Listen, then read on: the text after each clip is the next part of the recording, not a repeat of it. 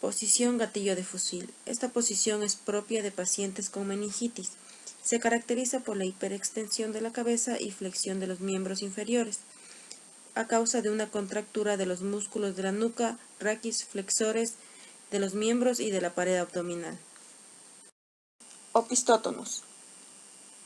Si la contractura es muy intensa, el paciente puede adoptar una postura con gran contractura del dorso, formando un arco de concavidad posterior. Un paciente por un evento cerebrovascular se puede encontrar en coma y el paciente se ve totalmente flácido. Conserva movimientos reflejos en el lado sano con respiración intensa y puede además mostrar abombamiento de la mejilla del lado parético, dando la apariencia de que sopla. En ocasiones, además se observa una desviación tónica de la mirada y de la cabeza del paciente. Werdingman. Observamos el brazo paralizado pegado al cuerpo, con el antebrazo flexionado en el ángulo recto sobre el brazo. Los dedos se muestran muy flexionados en la mano con el pulgar agarrado por los otros dedos y la mano en pronación. La extremidad inferior aparece alargada debido a la extensión del pie y de la pierna en la articulación de la rodilla. Enfermedad de Parkinson. Aparece una postura en flexión anterior del tronco con flexión de las 4 extremidades, como si estuviese encogido. En general, el paciente se observa lento, con movimientos entrecortados e incluso en ocasiones como si estuviera congelado. Tortícolis espasmódico. El paciente aparece con la cabeza desviada en forma constante hacia el lado contrario de la contractura. Posturas antiálgicas. Estas posturas son las que adopta el paciente para aliviar los dolores intensos.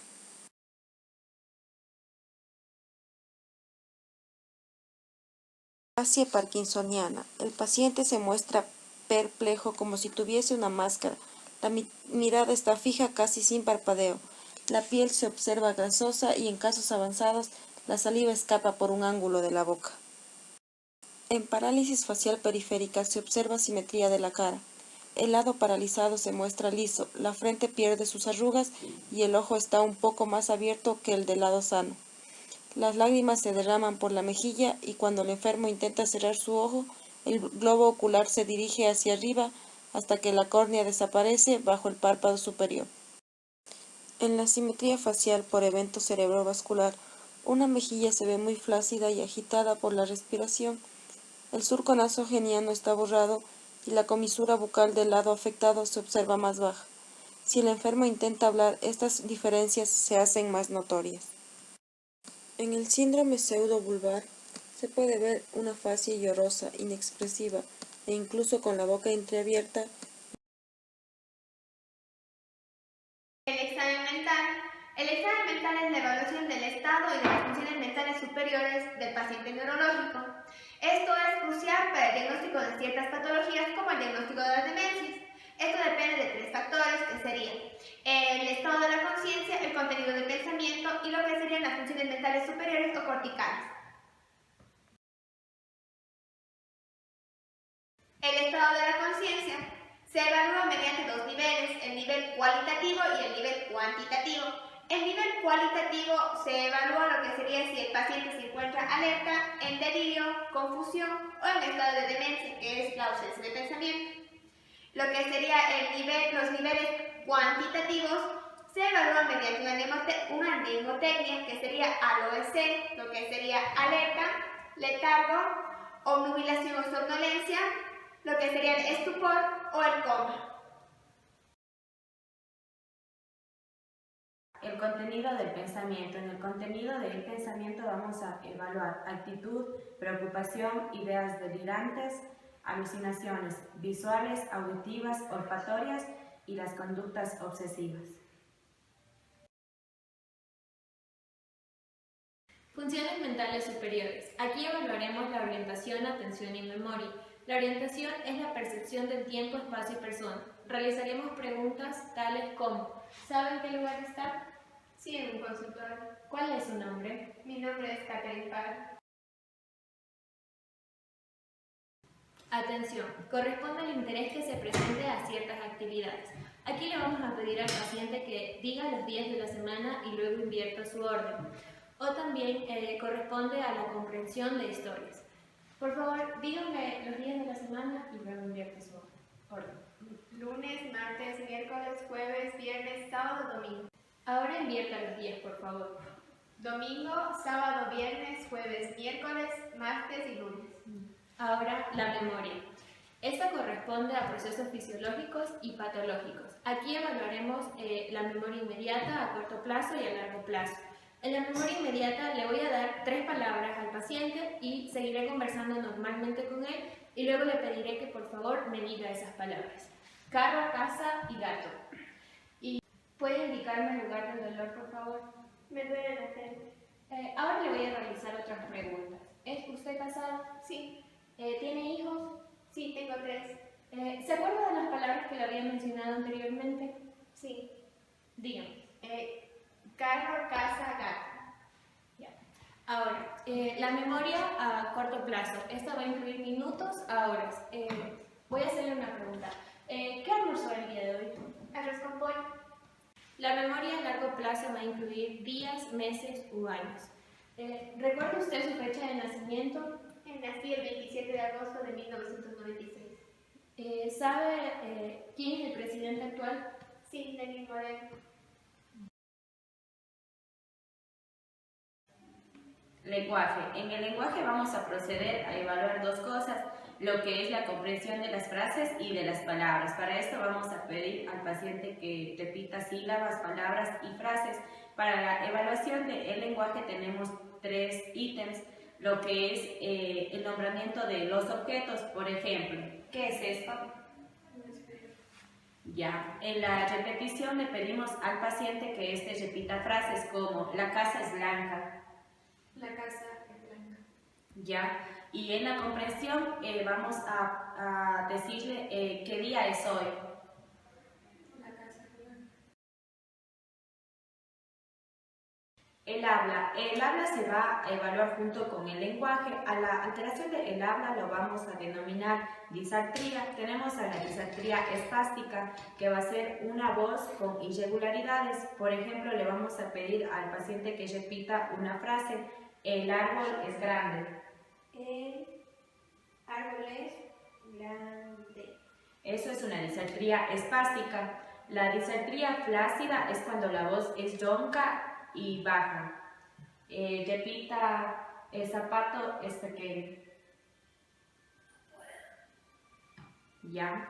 Disartría escándida es cuando la voz está irregular y con saltos. Repita, la lámpara es pequeña. La lámpara es pequeña. Para evaluar la escritura le vamos a pedir al paciente que escriba su nombre. Escriba su nombre.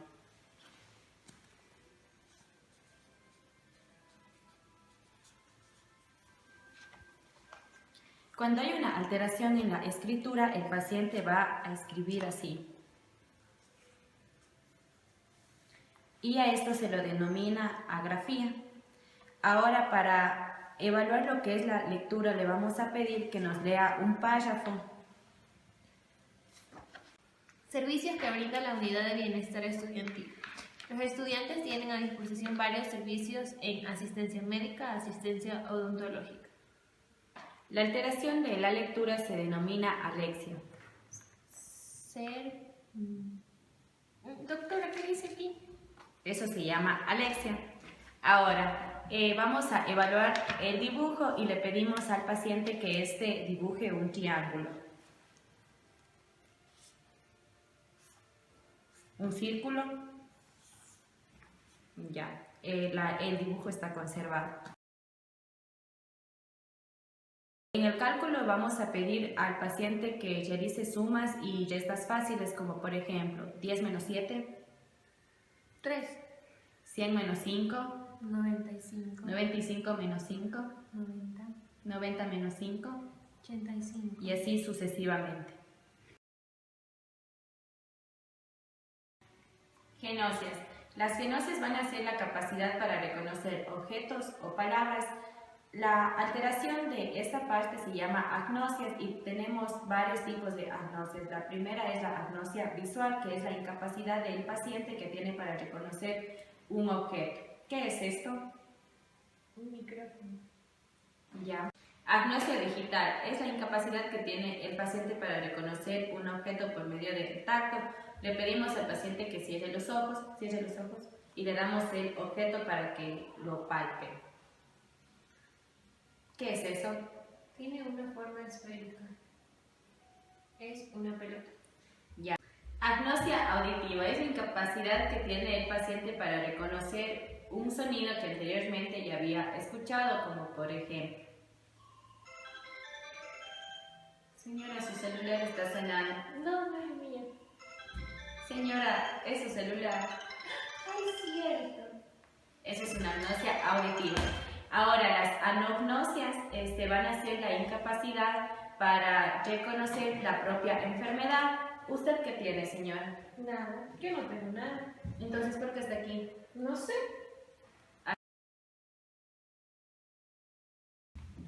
Praxias. La praxia es la capacidad que tienen los pacientes de ejecutar órdenes aprendidas. Su alteración se llama apraxia y es la incapacidad de ejecutar órdenes aprendidas. Aquí tenemos la praxia idiomotora. El paciente aquí es incapaz de realizar una orden motora ya aprendida. Comprende lo que debe hacer, pero no puede hacerlo. ¿Qué es esto? Una peinilla. ¿Para qué sirve? Para peinarse. Peínese. Apraxia ideatoria. El paciente es incapaz de indicar lo que debe hacerse al solicitarle una orden motora. Por ejemplo, levante su brazo.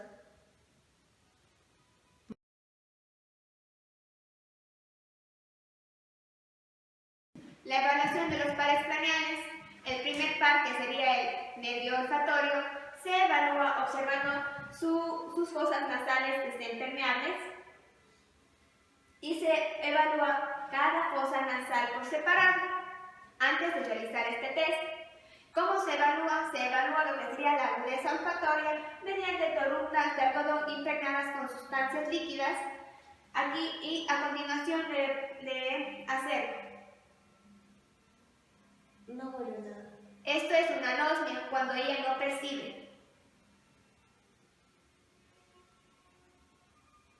Huele un poquito. Esto es una hiposmia, cuando su percepción olfatoria, su grado está disminuido. Uy, eso huele muy fuerte. Esto es una hiperosmia, que se presenta frecuentemente en las migrañas. Eso huele a manzana. Y no es manzana, es un perfume. Esto es una parosmia, lo que sería la perversión del olfato. Doctora, todo el tiempo huele horrible. Esto es una cacosmia, cuando ella siempre percibe olores desagradables.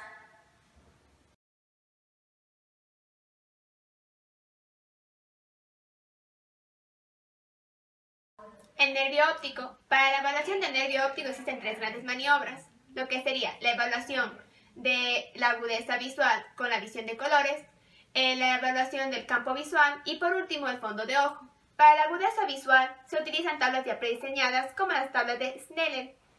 Se solicita al paciente que se tape un ojo y lea. E, F, P, T, O, Z. Al igual que solicitamos que observe lo que serían las barras de colores. Verde y rojo. Para la evaluación del campo visual, este representa el límite de la visión periférica, que normalmente es de 90 a 100 grados en sentido lateral. A este a su vez se clasifica en dos submétodos, lo que serían la evaluación del método confrontacional y el método lo que sería perimetría y campimetría. El método confrontacional, este método es comparativo con el examinador. Este se realiza a una distancia de 60 centímetros. Se solicita al paciente que se tape uno de sus ojos. Cada ojo se evalúa de forma individual. Se solicita que mire este esfero y que nos avise en el momento en que se deja ver el objeto. Ya. El otro ojo. Ya. El método de campimetría y perimetría Este se utiliza con varios instrumentos y utiliza lo que sería un principio de arco de círculo.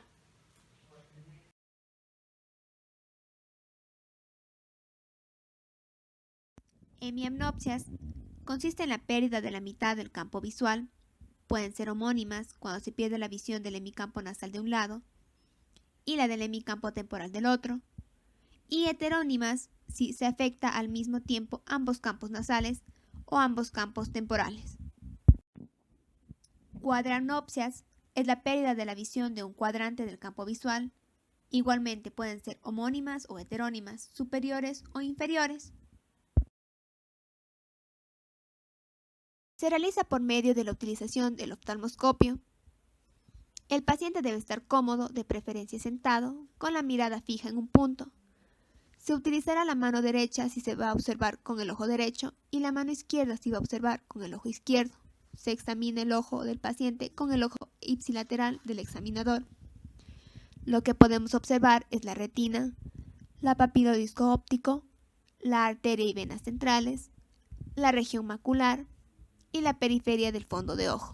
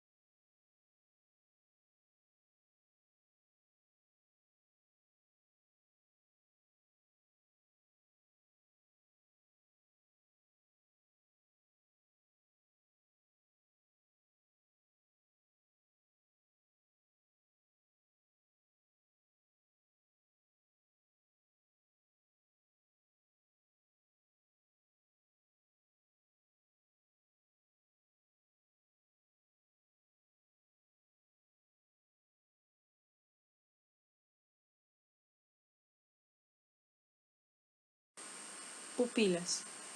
Debe observarse el tamaño, la forma y las respuestas reflejas. Tamaño y forma. Miosis. Se denomina miosis cuando las pupilas son pequeñas, de diámetro menor de 2 milímetros. Puede encontrarse miosis en sífilis, diabetes, en el sueño, en casos con aumento de la presión intracraneal y en las lesiones pontinas. Miosis unilateral. Se encuentra miosis unilateral en casos de parálisis de la porción cervical del simpático. Midriasis. Se denomina midriasis cuando las pupilas son grandes, de diámetro mayor de 5 milímetros. Puede encontrarse dilatación pupilar en la ansiedad, miedo, dolor, hipertiroidismo, lesiones mesencefálicas, anoxia cerebral e intoxicaciones con atropina. Midriasis unilateral. La midriasis unilateral se encuentra en lesiones del tercer par.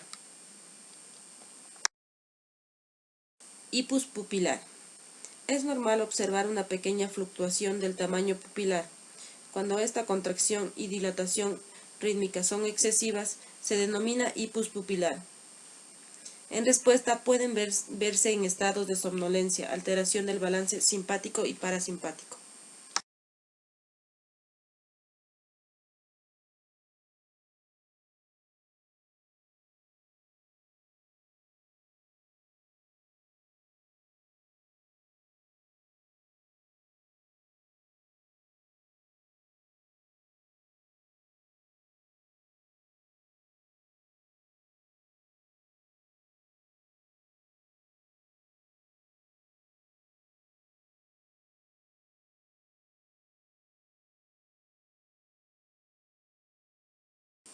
Iritis. La iritis es la inflamación del iris del ojo, y esto puede causar alteraciones importantes en la forma de la pupila. Sinequia ocular. La sinequia ocular es una afección del ojo en la que el iris presenta adherencias o bien a la córnea o al cristalino. Reflejos pupilares. Los principales son el reflejo fotomotor directo, reflejo fotomotor cruzado o consensual, el reflejo de acomodación y convergencia, y también puede evaluarse la respuesta pupilar ante el dolor. Reflejo fotomotor directo. Se ilumina la pupila con una luz intensa. La pupila normal se contrae rápidamente cuando la luz es enfocada en la retina homolateral y se dilata cuando se retira la fuente luminosa.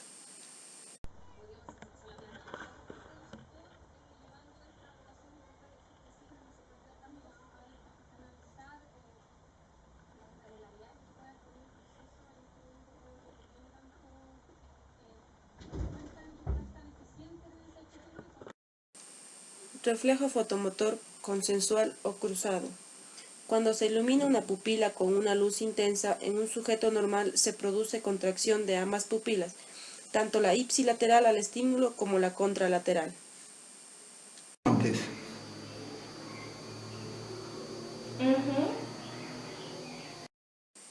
Reflejo de acomodación y convergencia.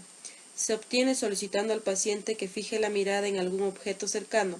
Luego, en forma rápida, se solicita que fije la mirada en un objeto alejado.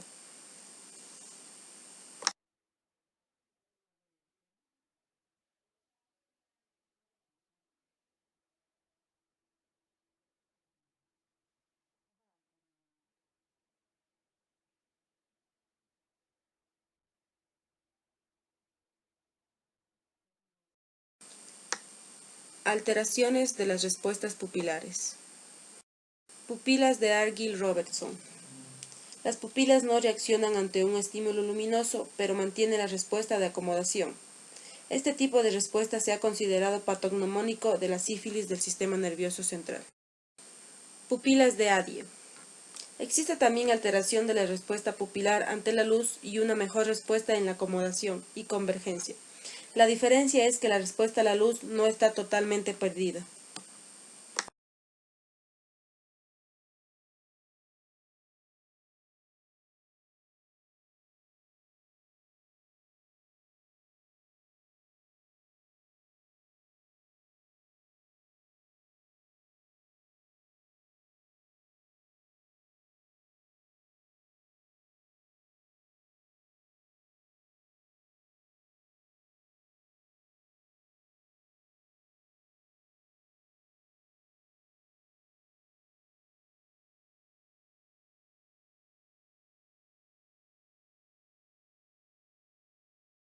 Evaluación de los párpados. Debe observarse el tamaño de las fisuras palpebrales, así como las contracciones asociadas de los músculos frontales al solicitar abrir los ojos.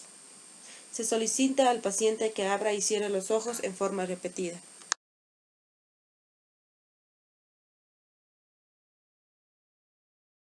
Palpebral.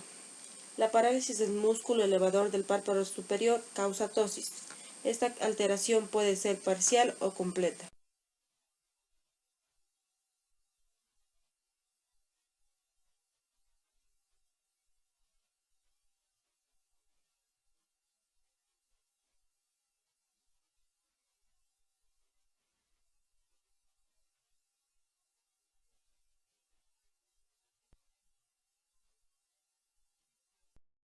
Movimientos oculares.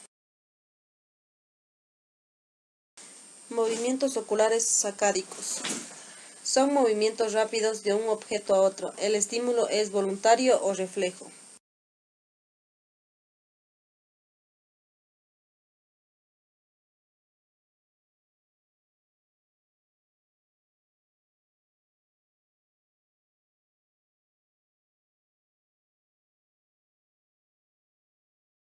Movimientos oculares de persecución.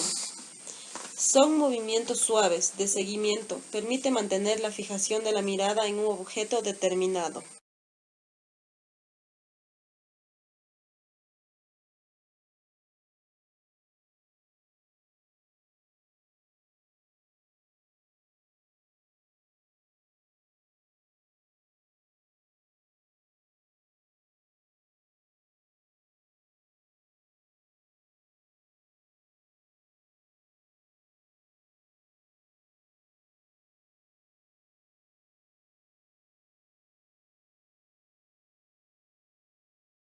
Movimientos oculares de emergencia. Son movimientos acomodativos o funcionales, para evitar la diplopía.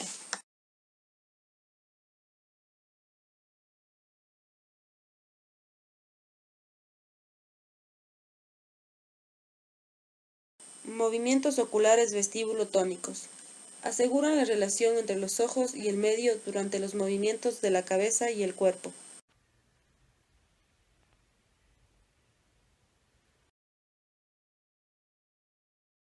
Para realizar la evaluación de los movimientos oculares nos tenemos que parar enfrente al paciente.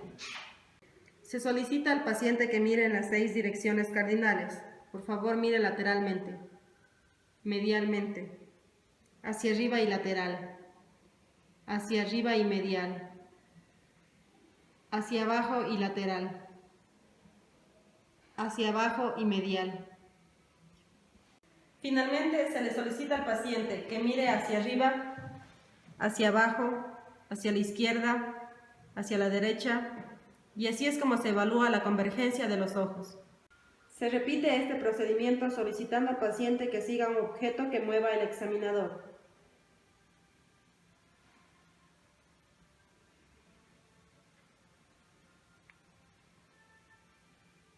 De esta forma se evalúa las diferentes posiciones de la mirada. Nistagmus o nistagmo es un trastorno de la postura ocular caracterizado por oscilaciones más o menos rítmicas de los globos oculares. Tipos de nistagmus. Tenemos por la dirección de la fase rápida. Puede ser horizontal, rotatorio, vertical y mixto. Se denomina nistagmus horizontal cuando el ojo se desplaza en el plano horizontal. Es rotatorio cuando muestra dirección circular, horario o antihorario.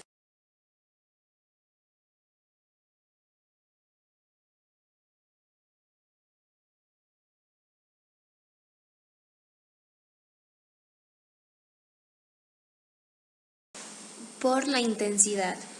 Se denomina nistagmus de primer grado cuando se produce al mirar hacia la dirección del componente rápido, de segundo grado cuando aparece en la posición primaria de la mirada, y de tercer grado cuando aparece también al mirar hacia el lado de la fase lenta.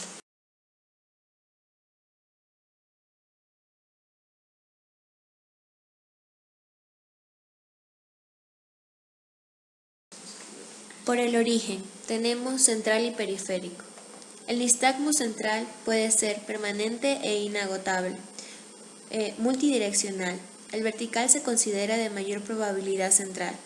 Puede ser conjugado, disociado y aumenta o se intensifica.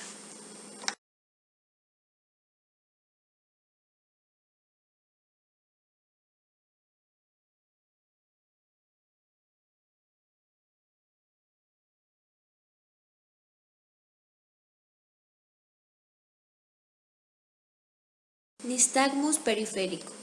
Puede ser temporal o agotable. Es generalmente una. Puede ser horizontal o en los dos ojos, conjugado. Y este se va a inhibir.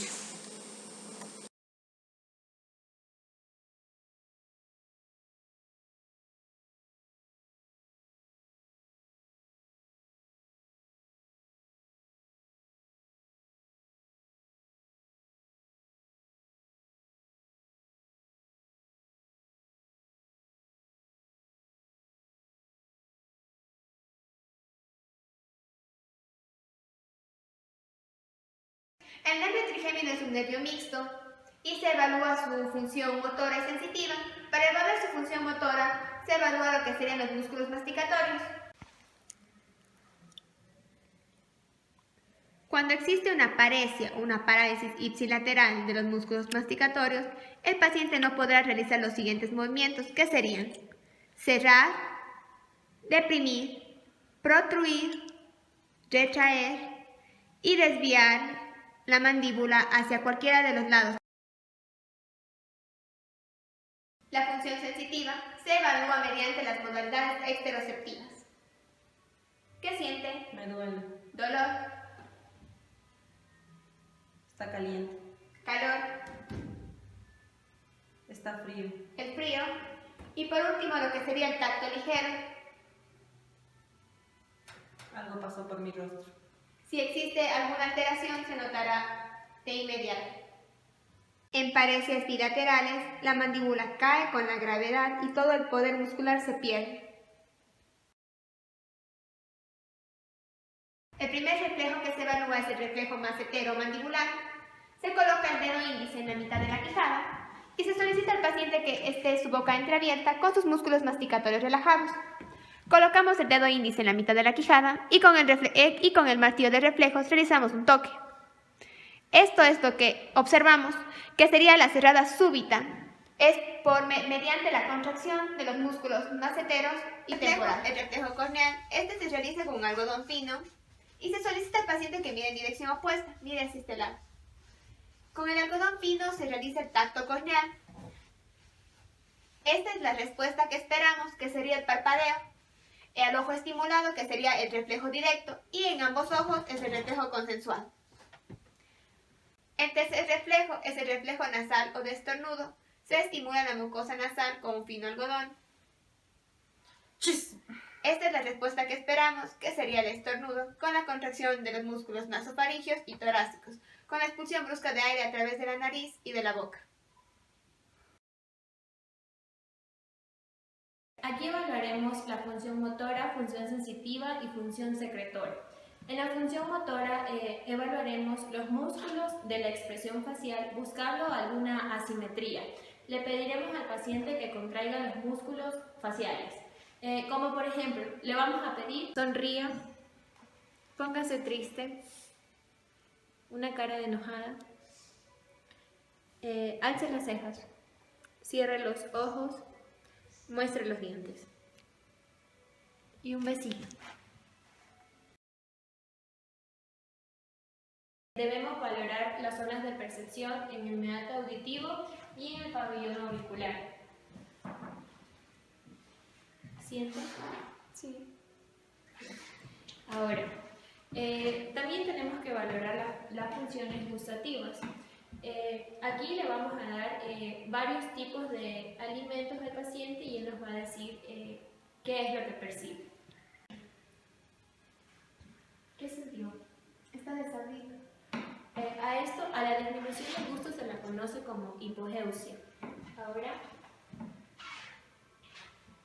¿qué sintió? No siento nada. A la pérdida del gusto asociado a daños olfatorios se la conoce como ageusia. ¿Qué sintió? Mora. Pero es una menta. A la percepción distorsionada se la conoce como parageusia. Estas pueden ser usualmente evaluadas preguntando al paciente y por medio de la observación. El aumento de la lagrimación es fácil de observar, mientras que la disminución de las lágrimas se va a observar mediante el test de Schimmer. La salivación, en cambio, se puede observar mediante el test de sabores. Tenemos al orbicularis oculi, nasopalpebral, glabelar o supraorbital. Este se va a percutir sobre la glabela y alrededor del margen de la órbita. La respuesta es una súbita contracción refleja, que produce el cierre del ojo. En sujetos normales, el reflejo se agota. El reflejo está disminuido o ausente en lesiones nucleares o periféricas y exagerado en lesiones supranucleares. De esta manera procederemos. Los reflejos palpebrales. Observamos contracción refleja del músculo orbicularis oculi como consecuente oclusión del ojo. Se observa como respuesta a diversos estímulos. Respuesta a ruido intenso o súbito, llamado también reflejo auditivo palpebral. Ya. Estímulo luminoso intenso. Frente a estímulo doloroso a nivel de la cara o región del ojo. Este es el reflejo facial. Ya, ahora, el orbicularis oris se percute en los músculos del mentón como respuesta. Hay una elevación y producción del labio inferior. Este está presente durante el primer año de vida y se presenta y exagera en lesiones del tracto piramidal y extrapiramidal. En el nervio auditivo vamos a proceder a evaluar dos funciones, lo que es la función auditiva y la función vestibular. En la función auditiva vamos a evaluar con el test de Weber, el test de Dine y el test de Schwabach. Test de Gini. En el test de Gini vamos a hacerlo con la utilización de un diapasón. Vamos a proceder a golpearlo en la palma de nuestra mano y lo colocamos en el meato auditivo del paciente. Le decimos al paciente que nos explique o que nos diga cuándo deja de escuchar. Ya no escucho. El mismo proceso lo hacemos, pero ahora lo colocamos en el mastoides. Y le decimos al paciente que nos diga cuando deje de escuchar. Ya no escucho. Ahora, entonces la conducción auditiva, la aérea, siempre va a ser mucho más extensa que la ósea. En los sujetos normales, la conducción aérea es la que va a estar aumentada, y en los sujetos con sordera, la conducción aérea y la ósea se va a ver limitada, no se va a escuchar nada. Test de Weber. En el test de Weber vamos a colocar el diapasón vibrante en el vértex del paciente y le vamos a decir cuando deje de escuchar. Ya no escucho. En los sujetos sanos se va a escuchar en los dos lados por igual. Cuando hay una oclusión del oído se va a escuchar mucho más alto en la parte sana, y cuando hay una sordera de conducción se va a escuchar mucho más alto en el lado de la lesión. El test de Schwabach. Vamos a comparar la percepción entre dos personas. Por ejemplo, esta persona tiene una oclusión y la otra está sana. ¿Hasta qué hora escucha? Ya. Ya. Ahora en una persona normal.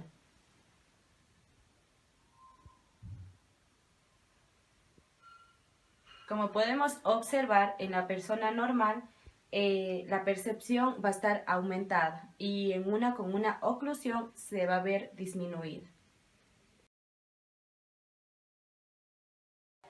En la función vestibular vamos a proceder a evaluar si el paciente está sintiendo vértigo o un desequilibrio.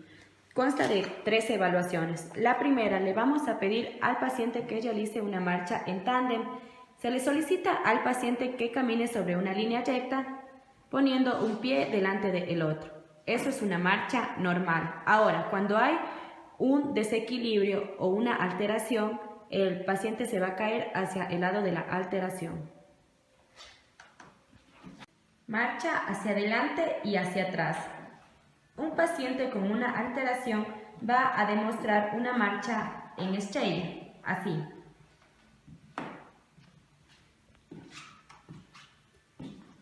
Ya no sería en una línea recta. Aquí evaluaremos la función motora, función autonómica y función sensitiva. En la función motora le pediremos al paciente que degluta. Luego observaremos la elevación de la faringe con la laringe.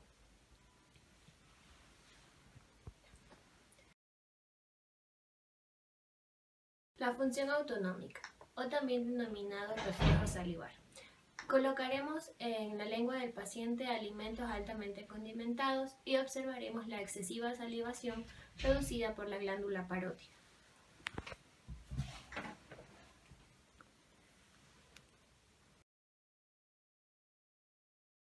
Se evalúa junto con el examen de la sensibilidad general de la cara y cráneo, conjuntamente con la evaluación del nervio trigémino. Además, puede evaluarse la sensación visceral en la región de las amígdalas, fauces, paredes lateral y posterior de la faringe, tercio posterior del dorso de la lengua y el paladar blando.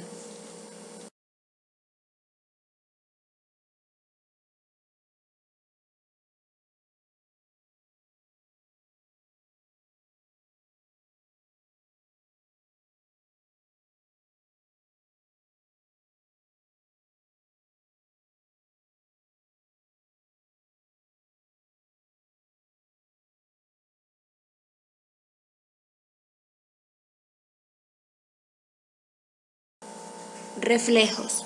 Faríngeo o nauseoso. Se obtiene aplicando un estímulo en la pared posterior de la faringe, región tonsilar, pilares de las fauces o la base de la lengua. El estímulo debe aplicarse a cada lado de la faringe.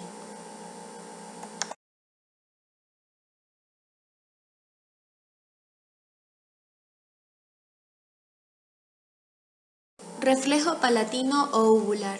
Se estimula la superficie lateral e inferior de la úvula o del paladar blando, con un bajalenguas o un aplicador. Se produce elevación del paladar blando y retracción de la úvula del lado estimulado. El centro de este reflejo está también en el bulbo. Cuando se producen lesiones nucleares, se producen las denominadas parálisis vulvares. Las causas más frecuentes son esclerosis múltiples, neoplasias, lesiones vasculares.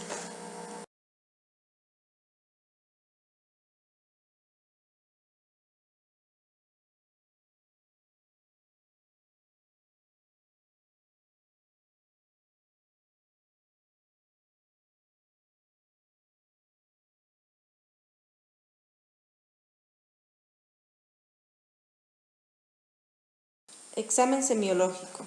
A pesar de su gran tamaño, sus múltiples funciones y su importancia en la regulación de procesos viscerales esenciales, el nervio vago es evaluado con dificultad, particularmente su función autonómica.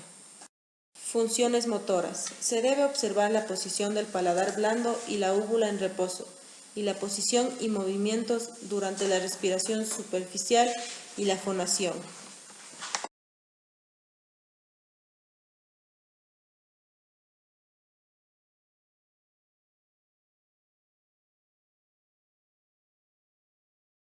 Reflejo faríngeo o nauseoso. Se estimula la pared de la faringe y lo que va a provocar en el paciente son náuseas. De deglución. La estimulación de la pared de la faringe o de la parte posterior de la lengua inicia movimientos de deglución. Nasal o de estornudo. Con un algodón se estimula las mucosas de la nariz. Lo que provoca en el paciente es el estornudo. Reflejo del seno carotidio. Se estimula el seno carotidio del cuerpo carotidio por medio de la presión digital en la bifurcación de la carótida común. Esto produce estimulación del nervio vago y de los centros que gobiernan las funciones autonómicas. Como respuesta se puede obtener disminución de la frecuencia cardíaca y vasodilatación periférica. En situaciones patológicas, este reflejo puede causar vértigo, palidez y pérdida de la conciencia. Aquí vamos a proceder a evaluar la función de lo que es el esternocleidomastoideo y del trapecio. En el esternocleidomastoideo le vamos a pedir al paciente que rote la cabeza, que haga hacia adelante y hacia atrás. Y en la función del trapecio le vamos a pedir que alce los hombros, retraiga los hombros. Ya, están funciones conservadas. El examen del nervio hipogloso consiste en la evaluación de los movimientos de la lengua. Vamos a evaluar el poder muscular.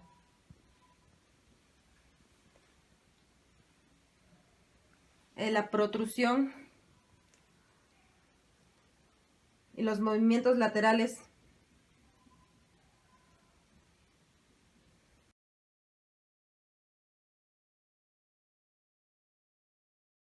El tono muscular consiste en el estado de contracción involuntaria y permanente. Aquí tenemos a la contracción isotónica, que es aquella que genera movimiento de un segmento corporal. Contracción isométrica es aquella en la que se produce un aumento de la tensión del músculo estriado.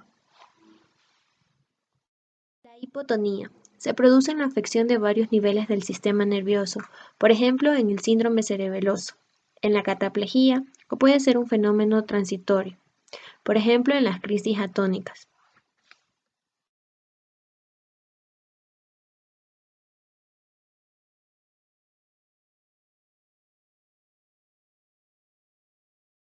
La hipertonía puede tener un carácter pasajero o permanente. Se producen hipertonías pasajeras en las crisis generalizadas tónicas, la rigidez de nuca del paciente con meningitis. Las hipertonías permanentes tienen mayor importancia fisiopatológica y clínica en neurología.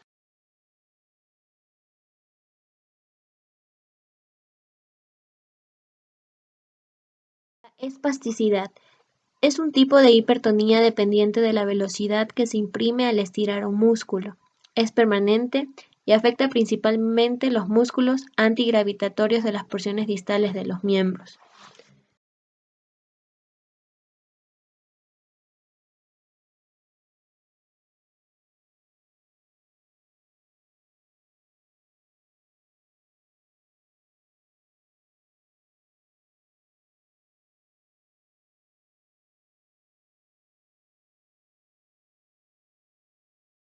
La rigidez es un aumento en la plasticidad del músculo. Se siente durante todo el movimiento del músculo examinado. En estas circunstancias se siente resistencia durante el movimiento pasivo de las extremidades. Puede ser intensa,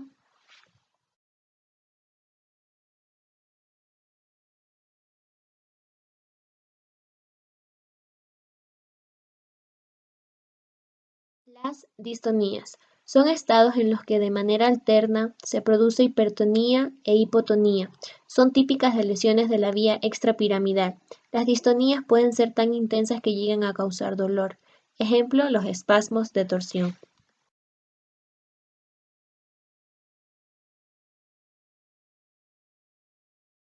La movilidad pasiva se realiza pidiendo primero al paciente que mantenga una postura relajada. El examinador entonces realiza movimientos de flexo-extensión de la articulación próxima.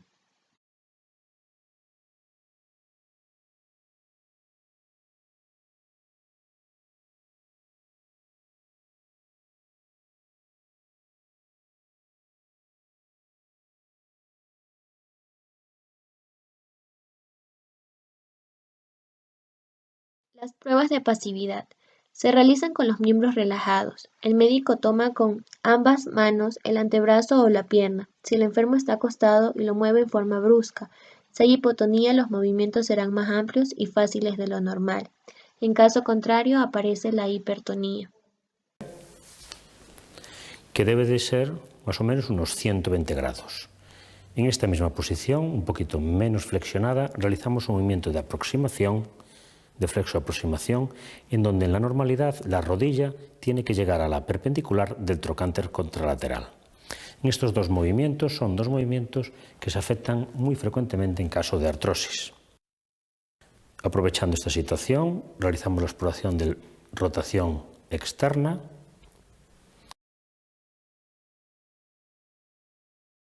Evaluación de la fuerza muscular. Se evalúa por medio de la movilidad voluntaria. Se realiza un examen por segmentos corporales evaluando por grupos, a saber, grupo de músculos flexores, extensores, rotadores. Tabla de gradación de la fuerza muscular. 0. Ausencia de contracción muscular. 1. Trazos de movimientos. Puede palparse la contracción. ¿Hay movimiento mínimo de las articulaciones o no lo hay? 2. Movimiento activo. Se logra un parcial movimiento del arco, pero no se logra vencer la gravedad. 3. Se logra un movimiento activo. Se logra un arco de movimiento completo venciendo la gravedad. 4. Movimiento activo. 4. Movimiento activo. Se logra un arco de movimiento completo venciendo la gravedad y algo de resistencia. 5. Fuerza normal. Arco de movimiento completo venciendo la gravedad y la resistencia. Falta de la fuerza o disminución de la misma afecta segmentos corporales más amplios. Se utilizan los siguientes términos: monoparesia o monoplejía, cuando la falta de la fuerza afecta a un solo miembro. Paraparesia o paraplejía, es cuando la falta de la fuerza afecta a los dos miembros inferiores. Hemiparesia o hemiplejía, es cuando la falta de la fuerza afecta a un hemicuerpo. Cuadriparesia o cuadriplejía, es cuando la falta de la fuerza afecta a los cuatro miembros. Evaluaremos los reflejos motores constituidos por una respuesta instantánea e involuntaria. Estos se distinguen en dos tipos, que son los superficiales y los profundos. En los profundos tenemos los miotáticos o osteotendinosos. Para esto se realizan métodos de esfuerzo que consiste en distraer la atención del paciente. Vamos a tener 4 maniobras. La maniobra de Hendrasik. Vamos a solicitar al paciente que haga un gancho con sus manos y se tire de ellas fuertemente.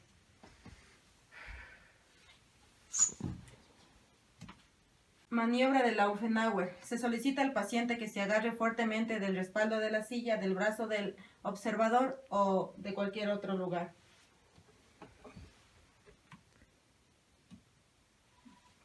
Y también tenemos la maniobra de Popper. Se solicita al paciente que tosa fuertemente. Y la maniobra de Krunis se solicita al paciente que respire profundamente. La alteración de los reflejos motores profundos se denomina hiperreflexia cuando existe una exagerada reacción al estímulo. Hiporreflexia cuando existe una disminuida reacción al estímulo. Y arreflexia cuando no existe reacción al estímulo. Tenemos el reflejo del bíceps. Flexionan el antebrazo sobre el brazo, se busca el tendón del bíceps y ejercemos presión. El reflejo del tríceps.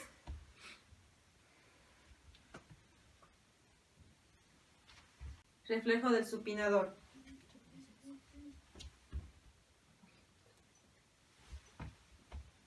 Ahora tenemos el reflejo cúbito-pronador. Reflejo del tendón rotuliano. Del tendón aquileo.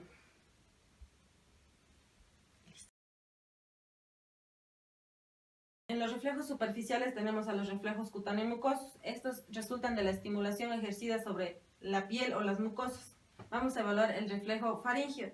Se estimula la faringe y lo que provoca será náuseas. Reflejo abdominal. Se hace en el abdomen superior, abdomen medio y abdomen inferior. Con un objeto afilado se roza la pared del abdomen hacia la línea media.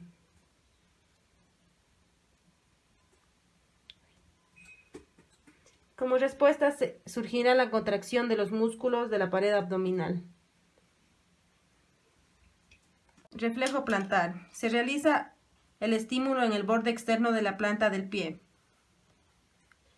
Lo que obtenemos como respuesta es la flexión plantar.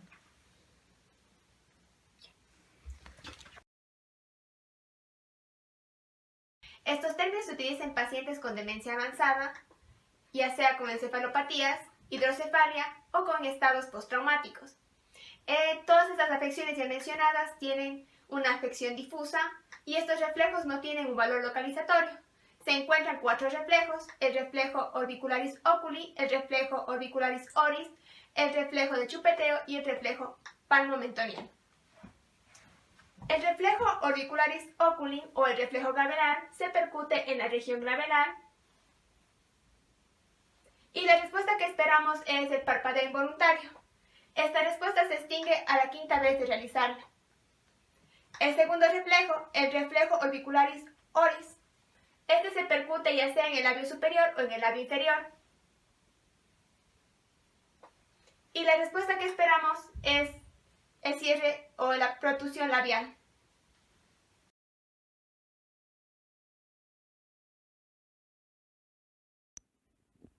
Reflejo de chupeteo. Es la exageración del reflejo del orbicularis oris.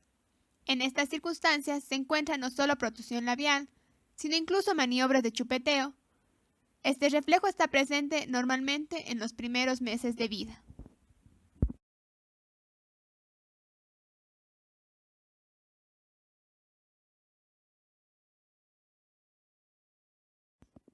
Reflejo palmomentoniano.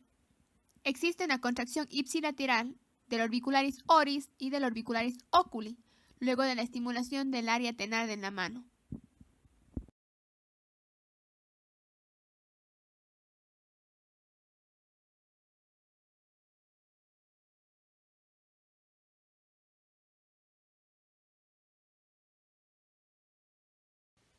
Respuesta en caso de alteración del tracto piramidal. Cuando existe daño de la vía piramidal, se encuentran anomalías en el patrón de los reflejos. Esto ocurre cuando la enfermedad afecta a la corteza motora en sí misma, ya sea las fibras de proyección o cualquier lugar del tracto descendente.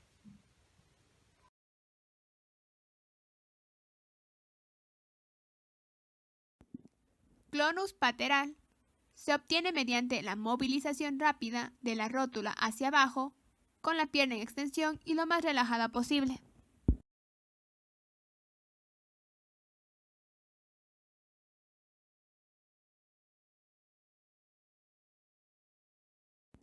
clonus aquiliano.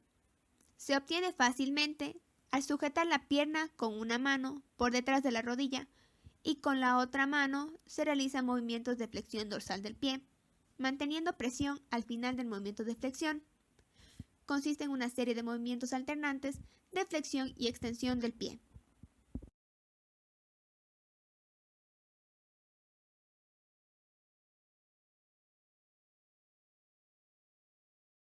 Signo de grasping. Es una respuesta flexora de los dedos y de la mano luego de la estimulación de la piel sobre la superficie palmar de los dedos.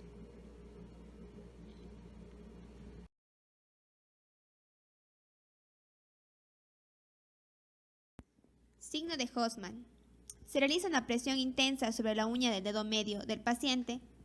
Luego de ello se libera rápidamente la presión. La respuesta es la flexión del pulgar y de los otros dedos.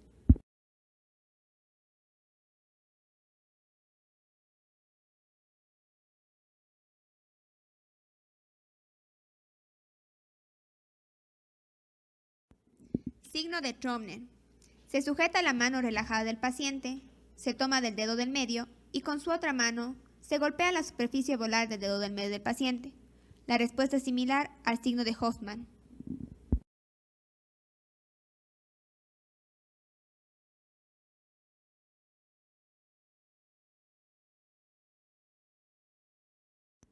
Signo de Gordon.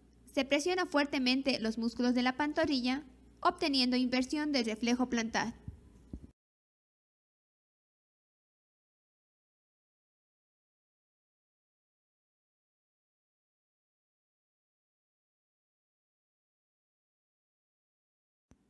Signo de Shepard.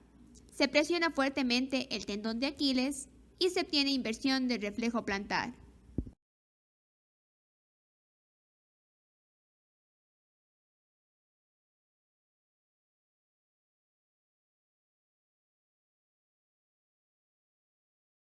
Son una variedad de movimientos automáticos, pero muy rudimentarios. Estos no requieren de aprendizaje porque son movimientos inconscientes. Entre estos se incluyen lo que serían las incidencias, los reflejos posturales y los reflejos de defensa.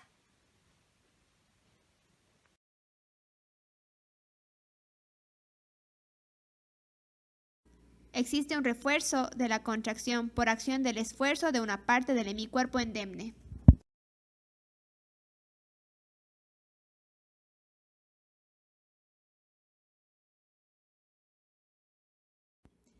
Sincinencias de imitación. Las regiones paréticas reproducen o imitan los movimientos llevados a cabo por el lado sano. Pueden haber sincinencias de imitación ipsilateral, pero en estos casos se debe a interrupción de la información aportada por el sistema sensitivo lemniscal.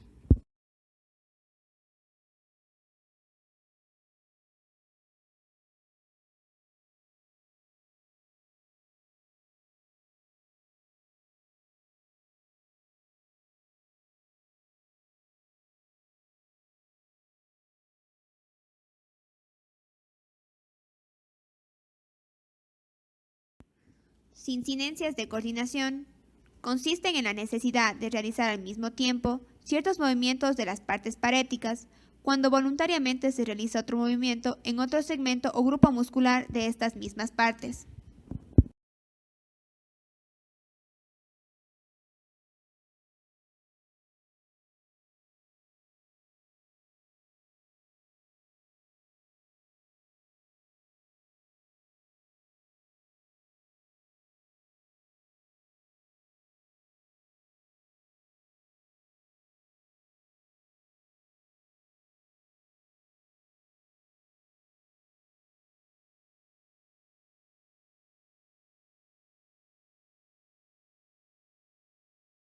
Signo de Babinski. Después de la estimulación de la planta del pie, se obtiene una respuesta extensora, especialmente del primer dedo, con separación en abanico de los otros dedos.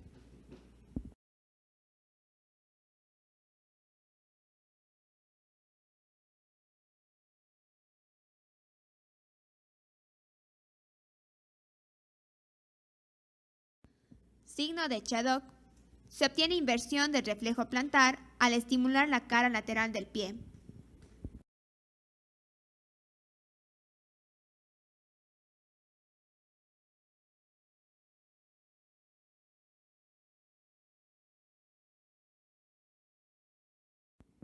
Signo de Oppenheim.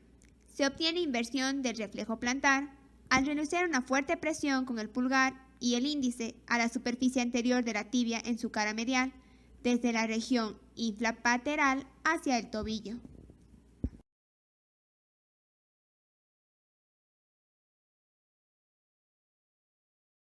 Para evaluar la sensibilidad debemos cumplir ciertos requisitos. Primero, se lo debe realizar al inicio de cada examen antes que el paciente esté fatigado. 2. Se debe repetir las veces que sean necesarias. 3. El paciente tiene que tener los ojos cerrados. 4. La parte que debemos evaluar siempre debe estar descubierta. Y 5. Debemos comparar de forma simétrica ambas partes. Ahora, tenemos varios tipos de sensibilidad. Tenemos una sensibilidad superficial y una sensibilidad profunda. En la sensibilidad superficial tenemos a una dolorosa, táctil y térmica. Sensibilidad dolorosa. Le pedimos al paciente que cierre los ojos y ahora vamos a comparar cómo está su sensibilidad en ambos miembros. ¿Qué siente? Dolor. ¿Qué siente? Dolor. Ya, en este caso está conservado. Ahora tenemos a la sensibilidad táctil y esta la vamos a realizar con esto. Le vamos a decir al paciente si es que siente. ¿Siente algo? ¿Qué Muy siente? suave. Algo muy suave. Ya. ¿Y acá? ¿Qué siente? También muy suave. Ya, en este caso también estaría conservada. Y en la sensibilidad térmica podemos utilizar algo que sea caliente o algo que esté frío. En este caso, ¿qué es lo que siente? Algo helado. Ya, está frío. Tipos de sensibilidad profunda. En la sensibilidad profunda tenemos a la vibratoria y le vamos a pedir al paciente que esté cerrado los ojos como ella y le vamos a colocar esto en una eminencia ósea. ¿Qué es lo que siente? Vibraciones. Ya, estaría conservada. Batiestesia. En la batiestesia vamos a ver la sensibilidad de la movilización de los dedos. Le vamos a pedir al paciente que siga con los ojos cerrados. Ahora, ¿qué es lo que siente? Está flexionando hacia arriba. Ya. Ahora, Está flexionando hacia el lado izquierdo. ahora Hacia el lado derecho. y ahora. Flexionándolo hacia abajo. Ya. Varestesia. En la varestesia vamos a ejercer presión sobre distintos puntos del cuerpo y le vamos a pedir al paciente que nos indique en dónde siente más presión. ¿En dónde sintió más presión? El de la mitad. Ya, muy bien. Varognosia. En la varognosia vamos a ver el grado de fuerza que tiene el paciente. Le vamos a pedir que levante dos objetos. Ponga las manos así. Levántelos. ¿Cuál pesa más? Este. Ya, está conservada. Para evaluar el cerebelo tenemos la prueba dedo-dedo, dedo-nariz y dedo-oreja. Para la prueba dedo-dedo solicitamos al paciente que toque nuestro dedo. Ahora la prueba dedo-nariz.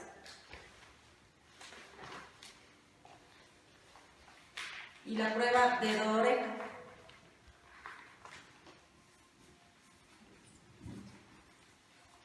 Cuando existe una alteración del cerebelo, el paciente es incapaz de tocar nuestro dedo o de llegar al objeto. Se denomina hipermetría cuando el paciente se aleja del objeto.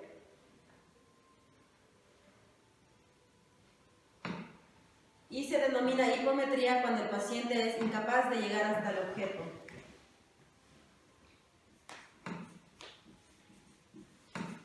Prueba talón-rodilla. Con el paciente en decúbito dorsal se le pide que toque con el talón de un pie la rodilla de la pierna contraria y siga el borde anterior de la tibia en sentido distal hasta que llegue al empeine. Se repite esta maniobra varias veces.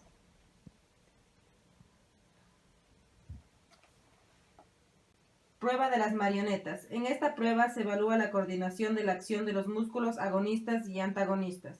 Se le pide al paciente que realice movimientos rápidos, por ejemplo, palma hacia arriba y abajo. Ahora, coloque el foco. Saque el foco Ya. Se evalúa la velocidad del movimiento y la coordinación muscular. Su alteración se denomina disdiadococinesia. Intente poner el foco.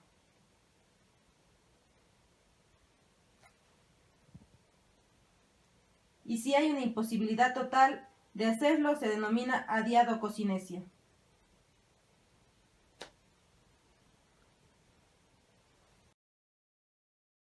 Cuando las meninges se ven afectadas, ya sea por un proceso infeccioso o no, se van a producir una serie de signos. Para la evaluación de esta vamos a proceder primero a ver lo que es la rigidez de la nuca.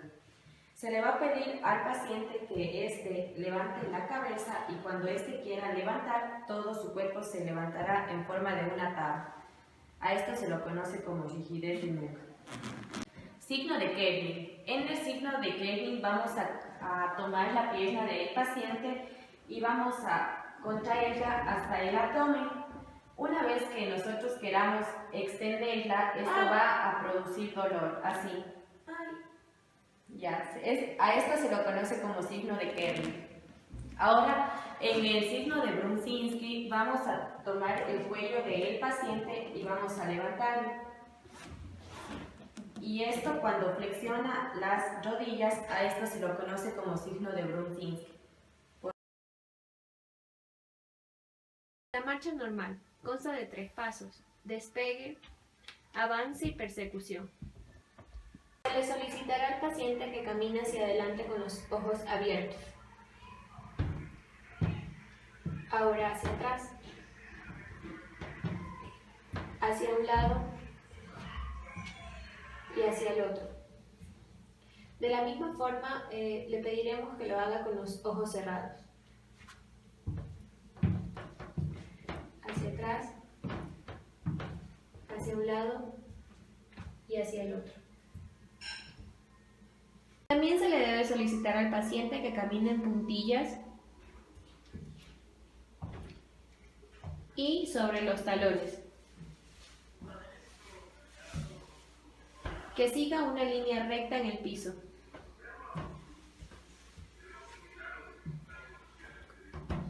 De la misma manera le pediremos al paciente que camine alrededor de la silla con los ojos abiertos.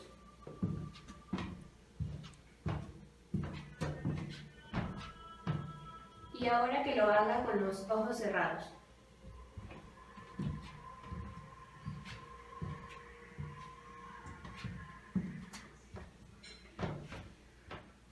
Que camine en tandem, el talón de un pie pegado con los dedos del otro.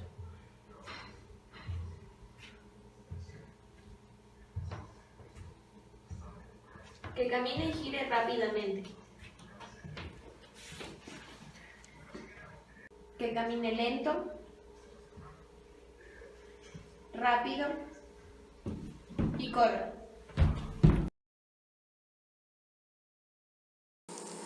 Marcha atáxica. Puede encontrarse en alteraciones sensoriales y asociada con enfermedades cerebelosas. Se presenta un aumento de la base de sustentación. Los pasos son irregulares. El paciente camina como lanzando sus pies y asienta el pie con un fuerte taloneo para luego apoyar los dedos. El tiempo necesario para ejecutar los movimientos de progresión está prolongado. El paciente camina mirando sus pies y el piso.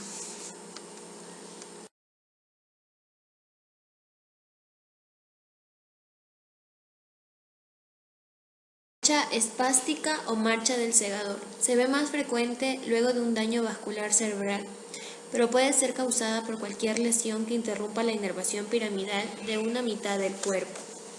Cuando el paciente camina, mantiene su brazo afectado pegado al cuerpo, rígido y flexionado, y no lo puede movilizar en la forma pendular normal.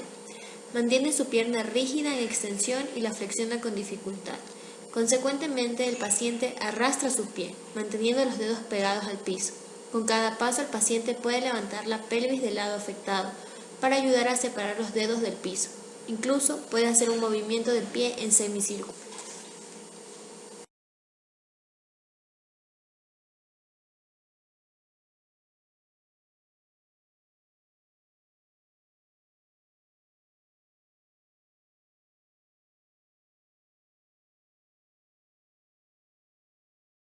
Atáxica espástica. Enfermedades como la esclerosis combinada pueden causar compromiso tanto de la vía piramidal como de las vías propioceptivas, originando por lo tanto una marcha espástica atáxica.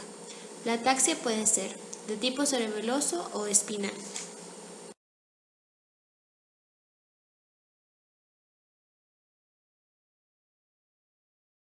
Marcha parkinsoniana. La marcha se caracteriza por rigidez, bradiquinesia y pérdida de los movimientos asociados. La marcha se ve lenta, rígida. El paciente camina dando pequeños pasos mientras mantiene una típica postura de semiflexión. Esta postura puede hacer que el paciente necesite caminar más y más rápido para evitar caerse.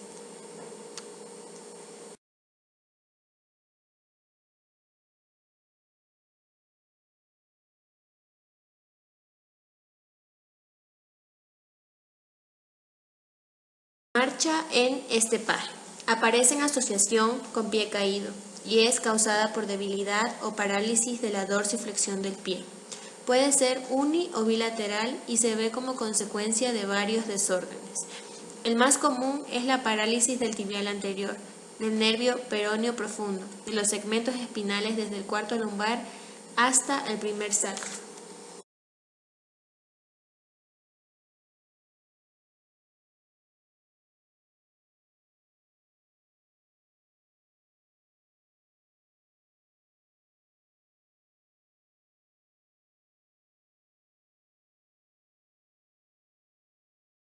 Distrófica. Es vista en las miopatías. Se observa cuando hay debilidad de los músculos de la cintura pélvica. El paciente permanece de pie con una pronunciada lordosis y luego cuando camina presenta un marcado bamboleo debido a la dificultad de fijar la pelvis. Se presenta aumento de la base de sustentación. Además, el paciente tiene gran dificultad en subirse a una silla y generalmente necesita ayuda.